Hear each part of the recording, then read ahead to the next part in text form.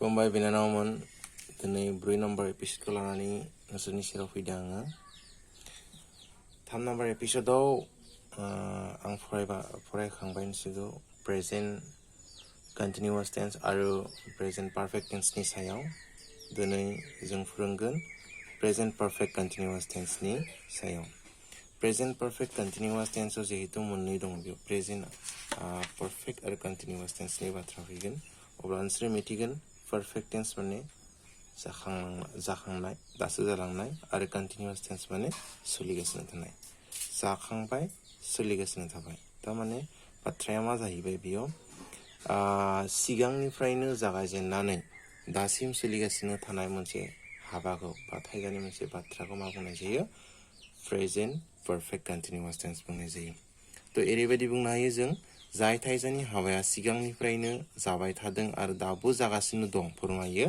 बेखौनो मा बुंनाय जायो प्रेजेन्ट पारफेक्ट कन्टिनिउअस टेन्स बुंनाय जायो आरो खेबसेबो बुंनि जाय थाइजानि हाबाया सिगांनिफ्रायनो जाबाय थादों आरो दाबो जागासिनो दं फोरमायो बेखौनो प्रेजेन्ट पारफेक्ट कन्टिनिउअस टेन्स बुंनाय जायो प्रेजेन्ट पारफेक्ट कन्टिनिउअस टेन्सआव जिहेतु पारफेक्ट टेन्सनि बाथ्रा फैगोन बेयाव हेभ आरो हेज मोननै एक्सिलारि भार्ब थायो थ' बेयाव कमप्लिट कन्टिनिउअसनि लोगो नांनानै हेभ बिन आरो हेज बिन एक्सिलारि भार्बा हेभ बिन आरो हेज बिन मोननै एक्सिलारि भार्ब थायो आरो पारफेक्ट टेन्स बादिनो हेभा जयो फार्स्ट पार्सन आइ आरो उइ सेकेन्ड पार्सन इउ आरो थार्ड पार्सना plural number they them their इफोरा जागोन इफोरजों मा जागोन हेभ बिन जागोन हेज बिना जागोन हेज बिन एक्सिलारि भार्बा साबजेक्टजों जागोन थर्ड पर्सन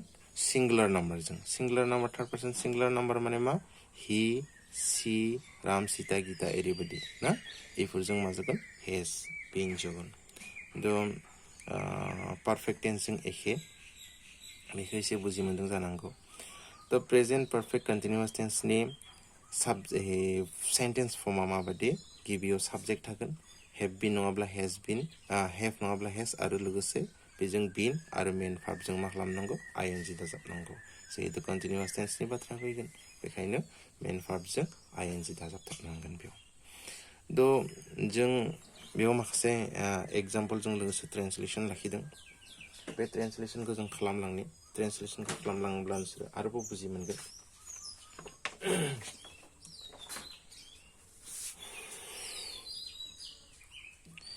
समबार खालिनिफ्रायनो अखा हागासिनो दङ गिबि ट्रेन्सलेसना जाबाय जोंनि समबार खालिनिफ्रायनो अखा हागासिनो दङ जिहेतु समबार खालिनिफ्रायनो अखा हागासिनो दङ बेयाव जों साबजेक्टखौ नागिरना मोनाखै दा जिहेतु समबार खालिनिफ्रायनो अखा हागासिनो दङ बे बाथ्रायाव जों साबजेक्ट मोनसे इट हमना लानांगोन ना बे नोंसोर मिथिखायो सिगाङावबो मोनदों बेनि उनाव इटआ जाहैबाय थर्ड पार्सन सिंगुलार नाम्बार गोसोआव लाखि इटजों मा जागोन हेज बिन जागोन it has been अखा हागासिनो दङ it has been rain ना मा जागोन आइएनजि दाजाबनांगोन it has been raining बिनो since Monday it has been raining since Monday बे जाहैबाय बेनि ट्रेन्सलेसन जों साबजेक्ट हमबाय has been हमबाय मेन भार्बजों आइएनजि जोब्बाय since माने निफ्राय समबार खालिनिफ्राय बिनि उनाव बिसोरो 2 घन्टानिफ्रायनो गेलेगासिनो दङ मिथिबायना बिसोरो 2 घन्टानिफ्रायनो गेलेगासिनो दङ बिसोरो 2 घन्टानिफ्रायनो गेलेगासिनो थानाय बाथ्राया मा जागोन बेयाव बिसोरो देजों मा जागोन they have been गेलेगासिनो थानाय playing ING जागोन playing they have been playing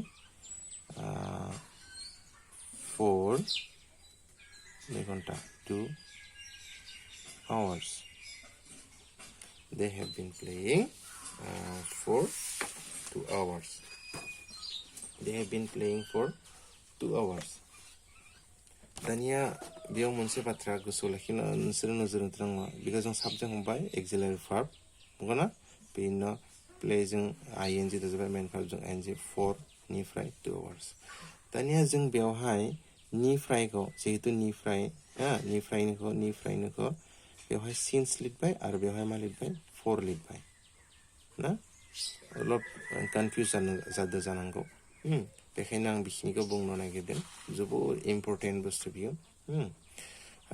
कनसेप्टआ सिन्सखौ जेब्ला बाथ्राया थि सम फोरमायो थि सम माने मोनसे सम मिथिबाय समबार खालिया मोनसे बार मोनसे सम जानुवारि ना मोनसे सम 2019 मोनसे सम मोनसे थि सम बियो एक्जेक्ट टाइम अब्ला बिनि सिगाङाव मा जायो सिन्स जायो आरो 2 घन्टाया मोनसे सम नाथाय बेयाव थि सम नङा बियो ना 2 घन्टाया 2 रिंगानिफ्रायबो जानो हागौ बा 1 रिंगानिफ्रायबो जानो हागौ मथते मोनसे पिरियड आरोखि बियो मोनसे पिरियड ना 2 घन्टानिफ्रायनो दासिम मिथिबायना बियाव थि समखौ फोरमायनाय जायाखै मोनसे समनि पिरियडखौसो फोरमायनाय जादों बेबादि बाथ्रायाव मा जायो for जायो आरो जेब्लानाखि मोनसे थि समखौ हमनाय जायो अब्ला मा मोनगोन सिन्स हमनाय जायो आरो एग्जाम्पल खालामब्ला बुजि मोनगोन बिसोरो फुंनिफ्रायनो खामानि मावगासिनो दं मिथिबायना बिसोरो मा जाहैबाय they if the auxiliary verb have they have been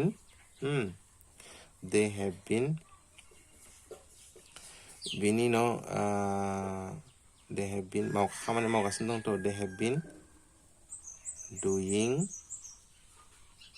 the work they have been doing the work बिनो फुंनिफ्रायनो होनदोंना फुङा मोनसे थि सम since morning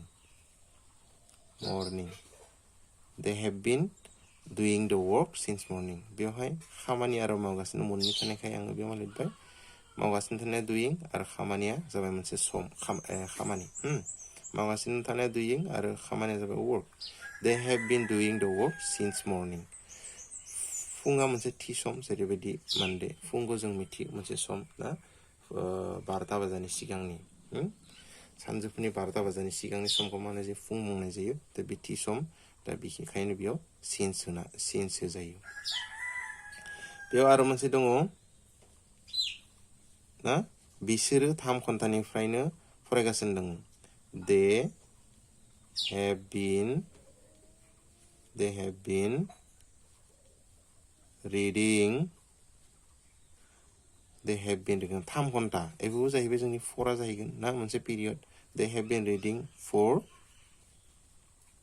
3 hours बिसोर 3 घन्टानिफ्रायनो मा खालामगासिनो दङ फरायगासिनो दङ बिनि उनाव 5 नम्बराव जोबनायाव आं 2018 मायथाइनिफ्रायनो बे फरायसालियाव फरायगासिनो दङ मिथिबायना आं 2018 मायथाइनिफ्रायनो बे फरायसालियाव फरायगासिनो दङ एबे जाहैबाय आं आइ जाहैबाय आइजों मा जायो I have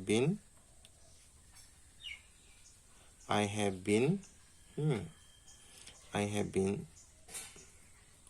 study जाहैबाय studying ना I have been studying बिनि 2018 ना in this school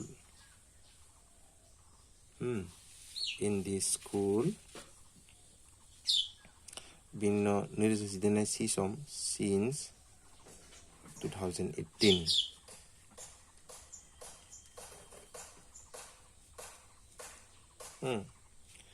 2018 मिथिबायना 2018 निफ्रायनो आं बे फरायसालियाव फरायगासिनो दं दा एरैबायदि जों प्रेजेन्ट पारफेक्ट कन्टिन्युअस टेन्सनि टेन्सखौ बेबायदि ट्रेन्सलेसन खालामनो हायो आरो प्रेजेन्ट पारफेक्ट कन्टिन्युअस टेन्सनि फर्मेटआ एरैबायदि दा जेब्ला जोंनो प्रेजेन्ट पारफेक्ट कन्टिन्युअस टेन्सखौ नांबाय थागोन बे ट्रेन्सलेसन खालामनायाव एनुवेल एग्जाम आरो मा होनगोन मेट्रिक आनजादाव बेनिफ्राय मोनसेब्लाबो फैखायो बेखायनो बेखौ मोजांनो गोसो हो जे बाथ्राया एरैबायदि जानांगोन जोंनि बर' एरैबायदि फैगोन जे मोनसे समनिफ्राय मोनसे समहालागै खामानिया सोलिगासिनो दं आरो दाबो सोलिगासिनो दं बेबादि बाथ्रा जुदि नुयोब्ला बेखौ मा खालामनांगोन प्रेजेन्ट पारफेक्ट कन्टिन्युअस टेन्स खालामनांगोन बुजि मोनदों जानांगौ आरो बुजि मोनाखैब्ला आरोबाव फरायनानै आंनाव आंनि पार्सनेल वाट्सएप नाम्बाराव नोंसोरो माखौ बुजि मोनाखै एसे खिन्थाहरोब्ला गाहाम जागोन आरो बेनि सायाव आं एसे भिडिअ खालामना हरनो हागोन। नेक्स्ट जों थांनोसै। नेक्स्टआ जाहैबाय जोंनि पास्ट टेन्सनि बाथ्राया। पास्ट टेन्स होनब्ला मिथिखायो नोंसोरो जे जाय खामानि थाइजानि खामानिया सिगाङावनो जालांबाय बे खामानिफोरखौ मा बुंनाय जायो? मैया आरो मियानि उननि बाथ्राफोरखौ मा बुंनाय जागोन? पास्ट टेन्स बुंनाय जागोन। जायफोर खामानि जालांदों आरोखि मैया आरो मियानि उननि बाथ्रा बेयावनो जानानै जोब्बाय बेबायदि खामानिफोरखौ मा होनगोन? पास्ट टेन्स बुंनाय जागोन। पास्ट इनडिफिनिट टेन्सनि गिबि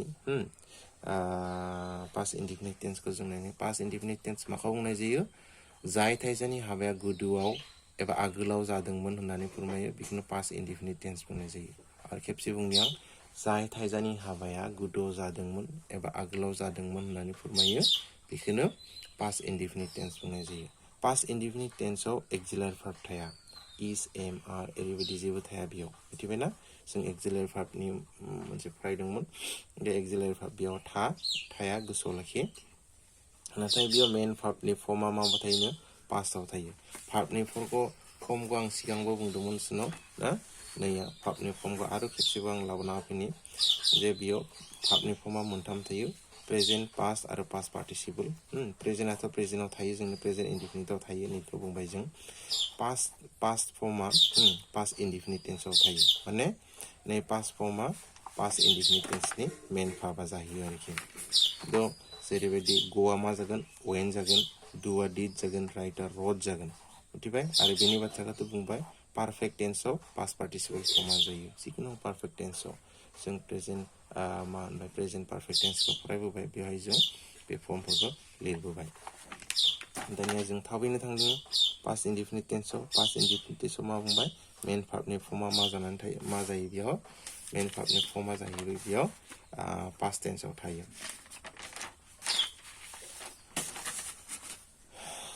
बेनि उनाव मा होनो ट्रेन्सलेसन लानोसै जोङो। ट्रेन्सलेसन लायोब्ला एसे बुजि मोनगोन थाबनो।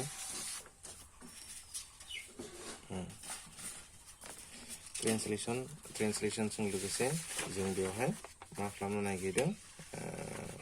पास्ट टेन्सनि फर्मफोरखौ जों बुजिलांनो नागिरदों। एग्जाम्पल दं, बियो थांनाय बोसोराव दिल्लीयाव थांदोंमोन। मिथिबायना? बियो थांनाय बोसोराव दिल्लीयाव थांदोंमोन। थांनाय बोसोरनि बाथ्राखौ बुंदों बेवहाय। मिथिबायना? बिनि उनाव बेवहाय जों साबजेक्टखौ नागिरनांबाय। बिनि साबजेक्ट फर्मआ टेन्स फर्मआ ओरैबायदि जागोन। Subject plus main verb in past form. मिथिबायना? आरो बेनो जेसे अबजेक्ट माबा माबि जागोन आरो अबजेक्टआ थागोन आरोखि। अबजेक्ट बा एक्सटेनसन माबा थागोन आरोखि, टाइमफोरा थागोन। दा बियो थांनाय बोसोराव, बे साबजेक्टखौ मोनबाय जों बियो लिरबाय जों थांनाय बोसोराव दिल्लीयाव थांदोंमोन। थांदोंमोन जाबाय मा मेन भार्ब माथो? हि वेन्ट माबा थांदोंमोन? टु दिल्ली थांनाय बोसोर लास्ट इयार ओरैबायदि। मिथिबायना? हि वेन्ट टु गनि जायगायाव मा लिरबाय जों? पास्ट फर्मखौ लिरबाय went to Delhi last year थांनाय बोसोराव ओरैबायदि। बिसोरो मैया फोथाराव क्रिकेट गेलेदोंमोन। मैयानि बाथ्रा फैबाय। बिसोरो मैया फोथाराव गेलेदोंमोन आरोखि। थ' दे गेलेनायनि बाथ्राया फैबाय ना? मा जागोन? प्लेया मा जागोन? प्लेड। दे प्लेड मा गेलेदोंमोन? Cricket. They played cricket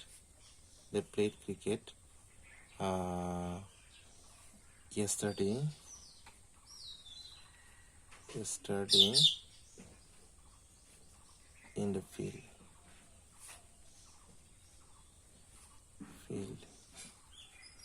F-I-E-L-D. मिथिबायना? They played cricket yesterday in the field. ओरैबायदि। बे आंखौ थांनाय हप्तायाव मा होनदोंमोन? बे आंखौ थांनाय हप्तायाव लोगो मोनदोंमोन। थांनाय हप्तायाव लोगो मोननायनि बाथ्रा फैदोंमोन। बी जागोन नाथाय बिया मा जागोन हि बा सि लिरनो हायो हि लोगो मोननाय मीट माने लोगो मोननाय मेट माने लोगो मोनदोंमोन हि मेट मी लास्ट मिथिबायना बेयो थांनाय हप्तायाव आंखौ लोगो मोनदोंमोन हि मेट मी लास्ट वीक थांनाय हप्तायाव लोगो मोनदोंमोन बियो आंनो गांसे बिजाब होदोंमोन बियो आंनो गांसे बिजाब होदोंमोन मैयाबा माखालिबा होदोंमोन आरोखि बियोखौ जों गोबां हि लिरबाय बेखौ सि लिरदों